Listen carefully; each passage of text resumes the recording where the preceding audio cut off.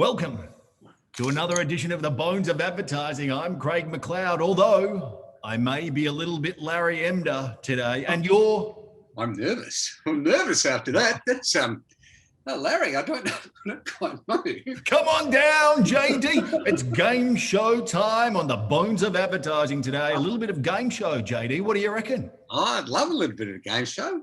Now I've got to say, as my teachers, my old high school teachers will tell you, John does not do very well in tests. Oh. So we shall. I've got a bucket brain that remembers just bizarre stuff at the worst possible time. Mm. But I'm excited by this because we're talking, I believe, if we're talking advertising and brands and marketing, I feel like I'm in my wheelhouse. So I reckon it's your, this is kind of your niche, my boy, 100%. And it's called Guess That Brand. Oh. Guess That Brand. Brought to you by JD and CMC Enterprises. Come on down, JD. Brand. Guess That Brand. Yes, that's where we're going to go. We're going to go with Guess That Brand. So the process we're going to go through today is a little bit of tic-tac, a little bit of tic-tac, not tactic, but tic-tac between you and I. Oh, no, and we're going to throw out a bunch of cues or brand assets and see whether the other guy can actually come up with the name of that brand. How does that sound? I love it. I love it because I love a brand asset. I love a really good brand asset. Like, for instance, Christmas, red, beard. Gosh, not Mrs. Claus. She doesn't have the beard. We're talking fat guy. A fat guy. Santa Claus. Guy. Like, love it. Great. A great piece of branding for Christmas. Now it's Christmas. You know? And there is a bit of method to our madness because one of the things we talk about a lot is that sort of understanding of visual and verbal cues and making sure we can impact on what a customer hears, saw, felt, and something else. Touch, taste. Taste, saw, heard, felt, sniffed, scratched, whatever. Ultimately, really, our favorite thing is making sure that we're building campaigns that are rich in those cues, which are really going to aid that recall, brand memory and recall when someone's in a buying consideration. That sort of brand salience is big for us. We love playing in that space. But let's get back to Larry Emder. And I'm going to start, JD, and I want you to come in second. I'm just going to start. Hang on, I'll come in then. Hi, Larry. Come on down, JD. Oh, hi, John. How's your day been? Very excited. Okay, JD, I'm going to start. Oh. I still call Australia home. Very nice. Peter Allen, used by Qantas. Oh, see how good it is? And that still rings true. I don't know how long it's been since that's been on. The last one I can remember was like Kids on a Cliff Top with the helicopter and sort of all over the beach and stuff, but it still rings true. Bang. Yep. 2, 3, 4 words within that one line and you're on it. Yeah. And you know why it works? You know why that one works? Because if you're in London, if you've been in London for, you've been in Europe for a couple of years or you've been in, London for a month trying to drink warm beer and, chat up English birds. As soon as you get on that plane and the pilot says, "Ladies and gentlemen, welcome to flight QF1 all the way to Melbourne, Australia." You go, "I'm home." Like I am home. Like I might be sitting on the tarmac at Heathrow, but I'm home. And so that whole thing, that song works for that airline like it would work for no other company, no other business in the world ever. It's a fantastic piece of music. Great. Absolutely beautiful. Okay, I've got one for you. Okay. You, my friend, you're a beer drinker, aren't you? Does a fat dog fart, JD? I love a beer, my boy. You know, I do it in moderation, but I do love a crispy gold frothy. Okay. Green can. VB. Red can. Your favourite Clydesdale draft. Carlton Draft. Blue can. They sell it hot in the UK, but Foster's. Okay, now we'll get a little bit tricky. Yellow can. amazing, sponsor of the greatest show in Australia, which is State of Origin, Forex. The great thing about beer marketers understand that when you're faced with a wall of opportunity in a pub, most people will go, oh, the green one. Yep. The silver one. Yep. The one the yellow one from Mexico. Like it's really, really simple. Like just make people remember how they felt when they saw your brand, and then give them a reason to remember your brand. Brand assets, brand cues. Carry on, Larry. Next one for you. I'm going to stay on booze. And he was the coolest polar bear we've ever seen. He appeared in Lost.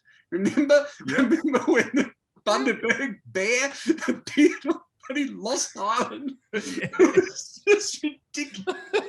It wasn't the Bundaberg polar bear, but like I love that. I love the fact that whole kind of the ads where the polar bear was just standing around at a party. G'day, mate. How you going? Like he had the best Aussie accent as well, and he's just rocking out with everyone, and everyone's just accepting him like he's just a normal guy cruising around drinking Bundy. Yeah, indeed. Very cool. Okay, your turn. Have you got one? I've got one because I had a little bit of this last night. So if you're walking down the supermarket aisle and you come to the confectionery zone, and I think it's a zone, it might be its own little world, it might be confectionery island. Anyway, you're in that part of the supermarket where it's just all bloody confectionery, and you think to yourself, it's all confusing. And you see in front of you a yellow tube, and it may still have the little twirly ends. Flake. Cadbury Flake, straight up, my boy. Yeah. Love it. Isn't it fantastic? Yep, so good. Just such a simple cue, though, in the packaging that you just see and straight up, Cadbury Flake, that's where I'm headed. Yep. Purple, Cadbury, like it's simple. Snickers, I got one brown, for you. We're not going to... A little parallelogram. It's great. Not going to mention brand. If you find a competitor's price cheaper than ours, we'll beat it by 10%. Hang about. I'll just whip out into the garage and I'll whip you up a sign with some stuff I got from Bunnings. How good is that one? And then what did Officeworks do? Is it the same thing? They did. They did. It's a classic thing. If you do all the hard work, we'll reward you by giving it to you for the price that you discovered. Yeah. It makes us feel cheaper, but in actual fact, it allows us to mark everything up. And on the off chance that you've actually done your research, then we'll meet. Okay, next one for you. Just a quick one. I'm going to sneak this in before you get a turn. Now, this one we'll have to talk about post for our podcast, but for the vlog, what's this one? Status Quo was my favourite band when I was 17. Down, prices are down. Down, prices are down. Yeah, prices are down. Boom, boom. Yeah. It's the oldies, Coles. Yeah. The yellow label. Yep. With a red triangle. We're happy little Vegemite. Ba-da-ba-ba-da-ba. Yep. Yeah. How good is Vegemite? Okay, JD, one for you. Okay. Oh, Wooly Wooly. I love that. I love that ad. I love that ad almost as much as I love the same ad by the same brand. It's Woolworths. Yep. Woolies. When they did that, we're the fresh food people. When they first launched that fresh food people, and they had that old Italian couple or the Greek couple in their kitchen, and they were just yabbering away in Greek or Italian, and then she reaches out the kitchen window and she pulls a string, and all of these cans are on this string to scare the birds. Get the birds out of the tomato patch. Bloody brilliant, JD. Okay. I got another one for you. I'm going to confuse you here a little bit, or hopefully, but you being the ad aficionado while we play this Guess That Brand, JD, I'm going with a Rosella. Oh, a Rosella? A Rosella? You mean like would the brand be Rosella? Well, that's definitely one, but maybe the other thing that I'm referring to isn't a Rosella connected to Arnott's. Is it a Rosella or is it something else? I think it is, isn't it? Arnott's, yep. Arnott's. Yep. So and that's one of the things about brand assets that you have to be very careful about. Yes. If you go walking around saying, "Oh, we're the one with the Rosella," and everyone goes, "What, Rosella?" They go, "No, Arnott's." It's like, pardon? No. It's okay. like Well, then if I had have said to you, if we were going on Arnott's again, who has the biscuits in an actual physical round tin? Oh yeah, no. That's Arnott's. That's Arnott's. Yeah. Okay, I got another one. You know, I'm a crazy surfer. I love my surfing. So I'm going to give you just a quick cue. There's two here. I'm honestly, you have ventured into unknown territory. A strange and marvelous world. Okay. But I'm going to give it a go because I'm an adventurer. I'm going to give you two chances at this one, and I think you'll get it. So it's really, really simple. Two waves stacked on top of each other. Rip curl. Close. Oh, it's the other one. Billabong. Yeah. Boom. But that was only a process of elimination. Well, there's three of them. And I understand that there's rip curl is built, but I can't tell you the difference because I'm not. It would be like me saying to a non-golfer, a golf ball with the winningest ball in golf.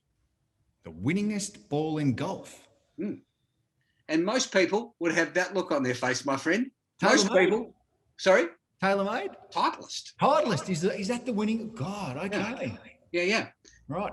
And that's the, like, so you're getting into those bits and pieces where it's very hard for brands to jump out of category and into the public consciousness. Yeah.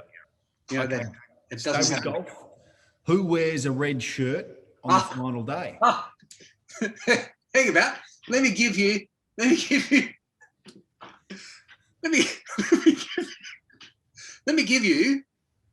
a mimed answer.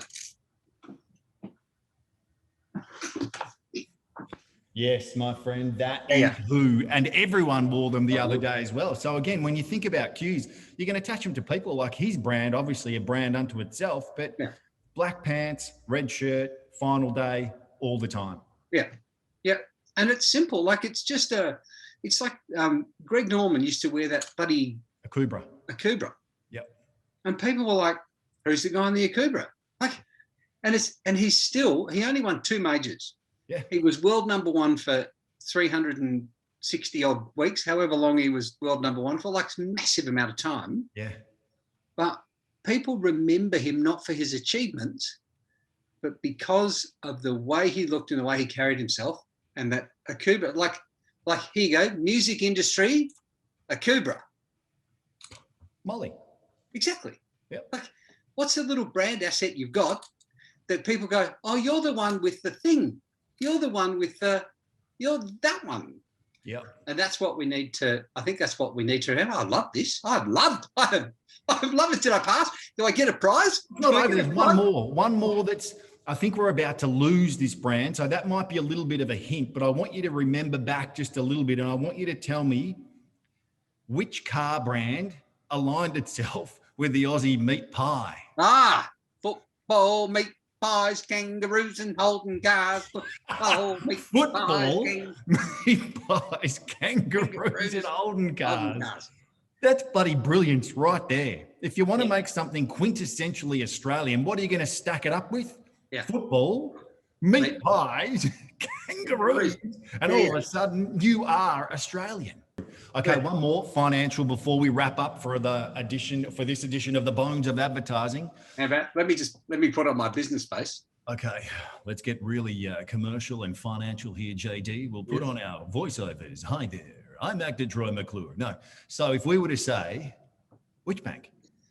Oh, why did they turn away from that? Why did they turn away from which bank? And then now it's can. Can. Yeah. Can with Combank. Yeah, you can. You can. Well, you know what you can do, Mr. Combank? You can. You can take what, JD, and shove it where? Okay, you got one more financial institution for me. You got anything there you can recall from the banks? I do. I've got a financial institution for you, and I'm going to start with the it's blue. It's blue. Blue. Well, it's ANZ. That's all you have to do. There. Yeah. Okay. So there's two red banks in Australia. There's the Commonwealth, which is still which bank? Like for anyone who was alive in the 90s, still which bank? Or 2000s. There's only one blue bank. Only one blue bank. There's two red, so Westpac and NAB. Yeah, and then there's a silver bank, which is Macquarie, which is the Millionaires Bank. Yep, which is obviously not mine, so I've no idea it's silver. Yeah, and then there's a whole lot of others which are kind of fighting for, recognition. St. George, which is red and green. Yep. Indigo, which is kind of a shitty purple color. It's kind of like a dark red. I believe it's called maroon. Marooned. It's maroon because it's marooned. Marooned. Yes. Yeah. But only one blue bank. Only one blue bank, isn't that? That's a bloody good effort from ANZ. I like that. Simple. Really JD, simple. I want to thank you for coming on down to play. Yes, that brand today. I've had an absolute ball, my boy. How about you? I have thoroughly enjoyed it, and I hope I make it through to the semi-finals. I reckon you might just do that. So between now and the semi-finals, don't go changing. I'll see you next week, my friend. Cheers. Thanks, mate. Thanks, mate.